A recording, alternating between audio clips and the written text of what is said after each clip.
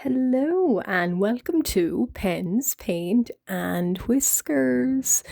Today in part 2 I'm going to be doing some more playing around with some Derwent Watercolour paint pan. A little 12 set. So if you have been following me and watching my videos, my last video I explained I budget consistently for art. And as I am using up supplies that I really like, I'm gradually replacing them with kind of supplies that I hope are going from budgetary into student range. If I like them, that is. So I had a little pan of Reeves watercolours. They'd seen better days and I used them and loved them, but I didn't want to replace them. What I wanted to do was replace them with something a little bit higher up the ladder. So I dipped into the art budget, and I don't do that very often, but I dipped in, and when Derwent were having a sale, I thought, well, why not? So I picked up these. So it's a little 12 pan set, and it comes with a little travel brush. In my last video, I made swatches and I spoke about maybe playing around more with them with an OC of mine, or OCs, and I've done just that. And even off camera, I've been playing around with them. So these are the OCs I had planned. So these are a little bit strange looking and unfinished. These are the jelly people, and they don't look very jelly-like now, but basically they're made from, or they're sort of partially inspired by desserts, and that's sort of the lovely kind of pastel shades that you find a lot of jelly in. So this lady here, I explained that they will mostly be done in watercolour. And you can mix watercolour. This lady here, she is Winsor & Newton, a little tube of watercolour. So she's not Derwent, but her skin is the Derwent green. And this lilac lady here, so her name is Jemima. And her skin here is the purple from the Derwent. And these gentlemen here are quite unfinished. But what I did is I did the backgrounds. So I tested wet on wet techniques. And I got this really interesting sort of texture with these backgrounds. They're a little bit kind of like it's a bleeding ink kind of look. And I was really happy with how that came out. And it's got the acrylic pen over them. And it does work over them. But I really like how the backgrounds came out. So it was basically pool a lot of water on this paper, and then when it is still wet, pile more colour onto it. That's sort of the way I did it. So wet on wet. I'm not a big fan of that technique, but playing around with all art supplies, you should play around. That's what I achieved, and I'm really happy I achieved that. And yes, he has got ahead. It's barely there. I don't know if I was going to quite gear myself up for addressing the elephant in the room, but yes, he does indeed have a head. I like to imagine he's completely invisible, apart from maybe certain light circumstances catching him. His name is Guidrius, by the way. But yes, we're not going to focus much on them today. I'm just going to demonstrate the little pans. So they come in, it's a travel pan, and you can indeed get bigger pans. Now I picked this up on sale for about €18. And they are interchangeable. You can take the little trays out, and say you can buy these little pans separately. So they come in little cake blocks like these. You can take them out. Come in little cake blocks, and say you are, there we go. See? Say you are a kind of landscape artist, and you're not necessarily going to be using sort of the purple, or, there's certain colors you would prefer. So you can take these out and you can change them, and you can bring this with you. Now, what I stated the last time was that I found you would need, being a landscape, if you are a plein air painter or any kind of a landscape painter, you would need to bring more water with you. Because the water in this little kind of paintbrush here, it wouldn't suffice, I don't think. You can never have enough clean water when you are working with watercolors. They are obviously a very water soluble type of medium. But I'm going to demonstrate, you can squeeze this, and I'm going to demonstrate a little bit of that wet on wet technique. I don't know if this lady here, pink lady, is it Mavis maybe is her name? But clothing might not be necessarily the best way of demonstrating that. But I'm going to do it anyway. So I was playing around with these yesterday and just seeing what I can achieve with them. And a lot of the time with this wet on wet technique, you get a lot of these blooms. You might be able to see them there now, but again, depending on the paper and how kind of soaked in water your paintbrush is, not necessarily. We'll try a little bit more around here. Yeah, there's some blooms. So these should dry and create interesting kind of effects. And when I got that background effect that I was just demonstrating, the sort of party atmosphere that I wanted to give these strange people, they looked a little bit like the Gansai Tambi watercolors, the Japanese watercolors that everybody is wanting to try out and use. They sort of give a very inky, painterly effect. I think they do. Now, that's my opinion. Maybe they don't. But from what I've seen of the demonstrations of the Tambi watercolors, Gansai Tambi watercolors, I don't have a set of them and I'm not sure I want to commit to them. But they look a little bit like what I have found their demonstrations to be online.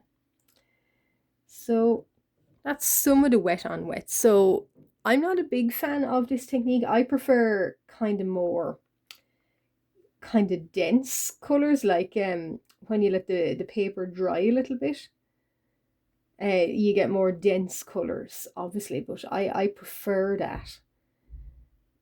But that's what they come out looking like. And after the first swatch and the first kind of little test with them that I did in the previous video, I did state that I found them, the colors were really, really intense and really beautiful. And I'd only ever owned some of the Derwent, not the sets, but one or two of their intense pencils.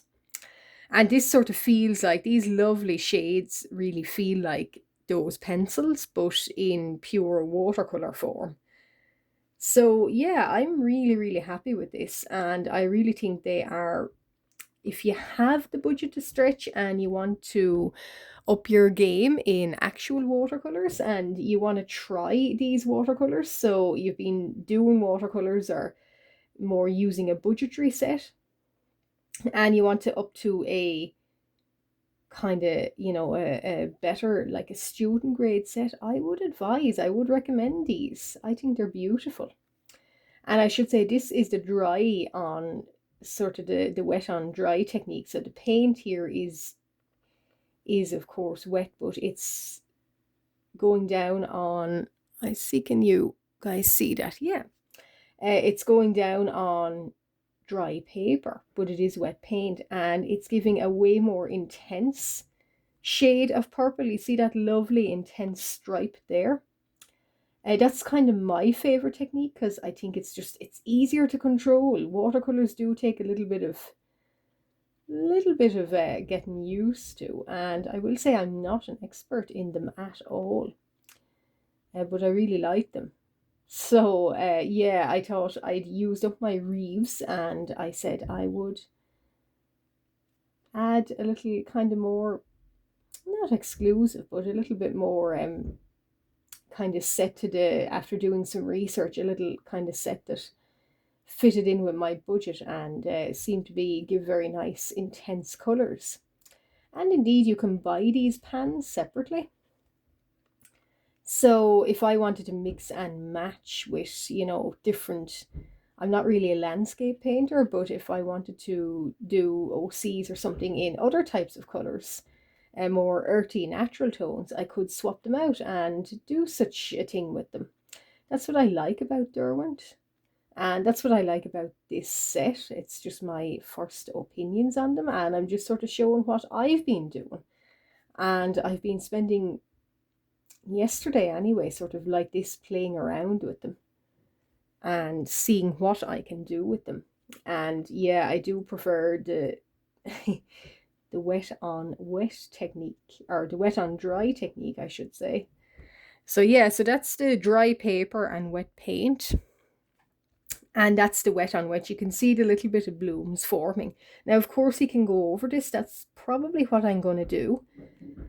But yeah, so that's what that looks like. I was wanting to continue doing this for Mavis's dress up here. So I want her to look, so their colours, or their style, is kind of maybe loose Edwardian style, historically speaking. So I sort of was going by that era, the lovely sort of wispy kind of sort of silk and satin, very light sort of clothing or dresses that ladies had.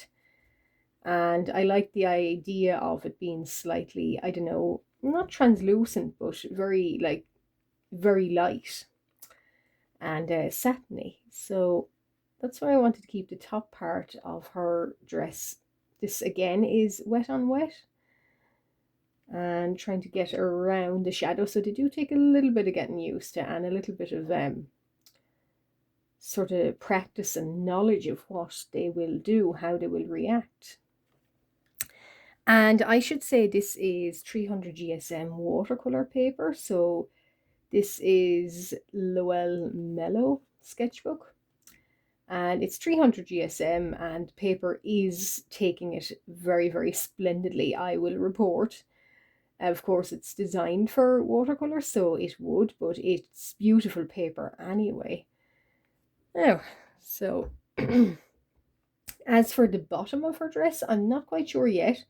I might just do a very chic, kind of shimmery sort of. Jemima here has peach, but I'm not sure about Mavis here, but we'll see. Now, so we're going to let that purple dry. That was me demonstrating the purple. So we're going to move ahead, and we might address, well, I won't say the elephant in the room, but we'll address the elephant in the room. Yes, Deidre's. So as you can see, I was going with the ladies, certainly Edwardian dress, but these guys are a little bit slightly Edwardian, but with fantasy OCs and kind of anything made up. You can mix and match. And I have done just that, so I thought it would be quite funny to draw them in kind of nearly, they do kind of take after the Edwardian look, but they've also got quite frills, like 1700 frills, and there's corsets as well. So they're a little bit of a mix of styles. And some might say the ladies are too, but to a lesser extent. And I am indeed, I did say in the last video, I didn't really use these little paint brushes, paint water canisters, these little tools here. Well, the more I used it, the more I realized actually I do really like it. So it's good for kind of, it's got a good spread on it. And I will say this blue here, it's a little bit, not disappointing, but I thought it would be a nicer colour, or even a more cyan sort of blue. It would be nice to have even lighter again, but I suppose you can reach kind of sky blue colours with it. I'm just not, because I want Giedris's corset here. Sounds funny, I know, but I want his to be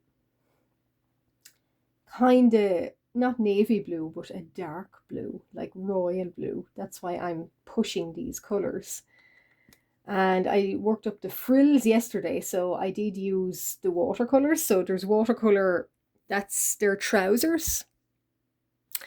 So the trousers there or the breeches or whatever, they're Payne's grey, and the shadows, usually most of it is Payne's grey. I don't really use black, but some is a tiny little dab of the black and the black watercolour from Derwent here, and just building up shade and shadow. This blue here, I'm not sure what the shade of blue is off the top of my head. Spectrum blue, I think. And I'm just realizing it's actually beautiful too. So, and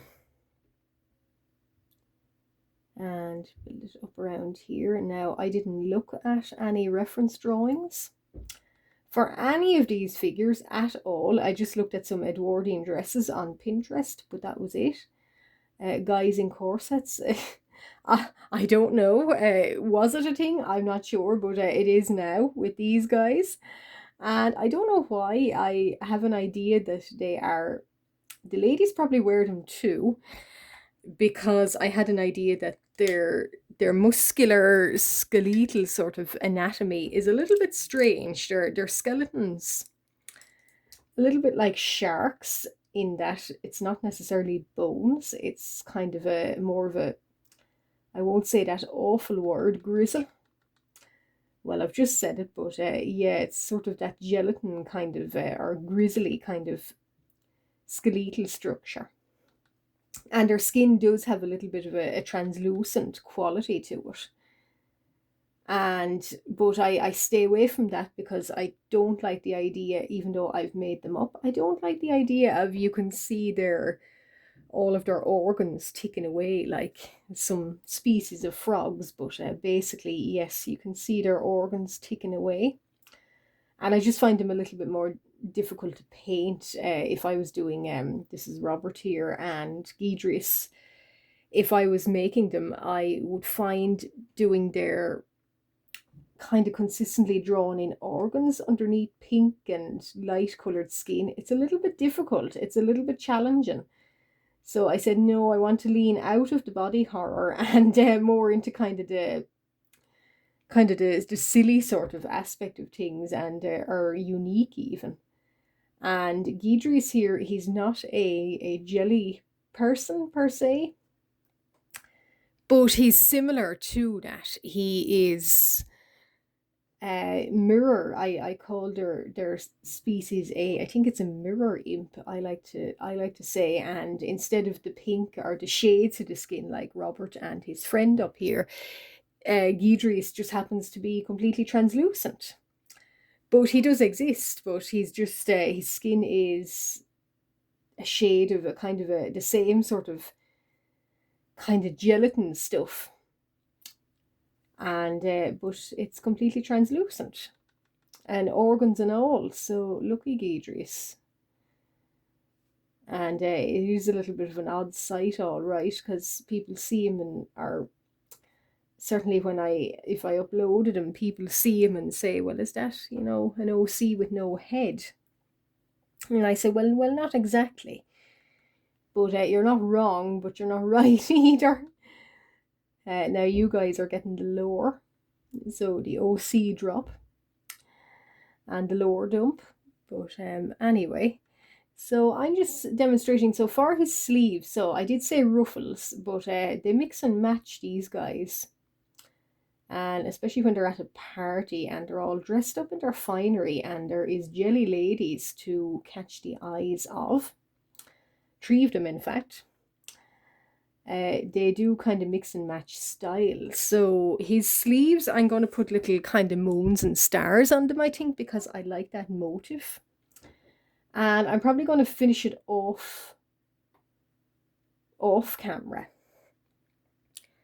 So what I'm doing here is mixing and blending. Now I will say this kind of portrait here of all of them together. So it is really, it's, excuse me, my goodness, it is 6 figures. And so there's 3 girls, 3 boys, and then there's these additional little portraits. So Robert and Jemima, because they are of course married, and this is kind of the OC drop of them first meeting and the lore behind how they first met.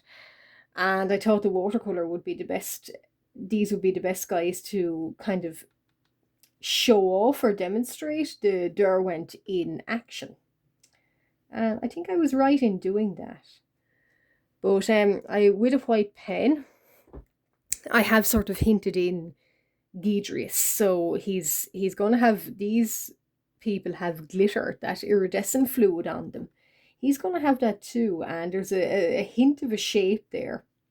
And here he's got his arms folded. And again, there is a hint of a shape with him. And his sleeves are going to be, so frills and ruffles are all the thing with these guys. And yes, he does have a little bow at the back. And he's probably, I do love clothing, as in I love to style the clothing. Now, I will probably style them as I did with Jemima here. Her little kind of moon and her little sun here is done with a Signo silver gel pen. So I don't find the thing with these watercolors, or any watercolors, I should say, I don't find them the best for filling in little details. So that's why I don't fill in little details with them. I actually will fill in small details. You can see these little kind of fairy lights they're Artex acrylic markers. And there's Signo, there's gel pens, white gel pens, and then there's gold, of course, too. I find these watercolors, they are the style of art I do. Now, of course, if you're a landscape artist, it's completely different again. But the style of art I do, especially with OCs, I don't really make landscapes. But what I do make with these is OCs. And I do find the Derwents here, they're much better for filling in backgrounds. So little details off camera, I'm going to fill in little details. And with Robert's, his corset and the little bow at the back, I thought that was a cute touch, and it is kind of funny. So Guidrius here is going to be navy. Robert, I'm not sure. I was thinking maybe purple because he's pink. And this fella, his companion over here, I'm not sure either. Maybe green, but they're all going to have slightly different styles. But that is, however, the demonstration of what the Derwents act like in the field, so to speak. So that's what they behave like. And I think they give great intensity of colour. I've only had them for a little while, a few days we'll say, but already I'm finding doing little sort of experiments and warm-ups and filling in backgrounds, they're really reacting beautifully. And not only because of the thickness of the paper they're on, which is really important, but also just the intensity of the colours I'm finding is really quite special, and I really like them. And I would recommend anybody to, if they have it in their budget and they're looking to up their game into, a watercolour set that is student friendly rather than budgetary friendly, I think, because Derwent can be quite expensive, but if there is a sale and you would think about, or you are looking to up your game with more watercolours, I would recommend Derwent. This is the only and first time I've actually used their watercolour paints. I've only used 2 of their Inktense and I really love them.